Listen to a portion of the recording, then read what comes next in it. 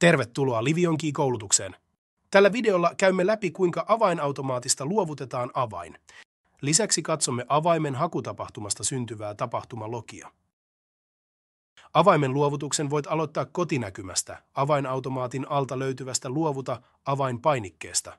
Tällöin avainautomaatti, josta luovutus tapahtuu, on valittuna automaattisesti. Ensimmäisenä on valittava, onko kyseessä avaimen luovutus väliaikaisesti vai pysyvästi.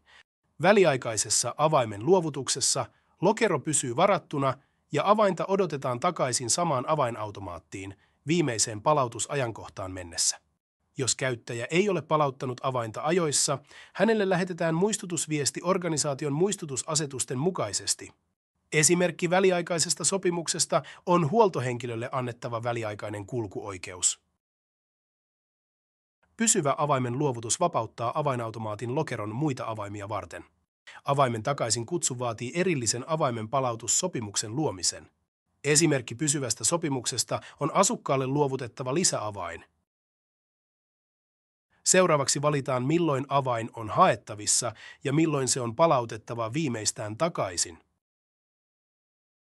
Voit valita luovutettavaksi yhden tai useamman avaimen.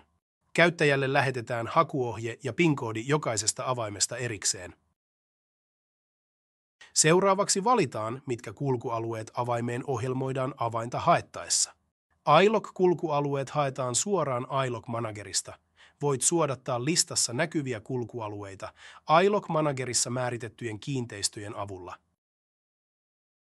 Jos ette näe listassa odottamianne kulkualueita, syynä voi olla se, että kyseiset kulkualueet eivät ole tyyppiä API-kulkualue, tai se, että käyttöoikeus ei kuulu organisaatioon määriteltyyn API-käyttäjän iLog-vyöhykkeeseen.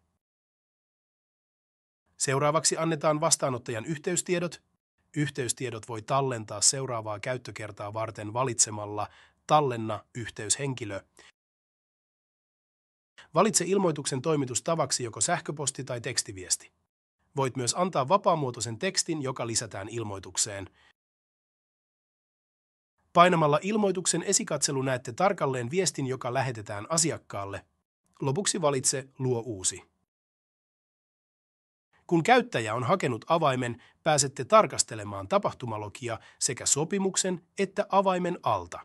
Avaamalla avain haettu tapahtuma näette avaimen hakuun liittyvät tapahtumat sekä kuvan avaimen hakijasta.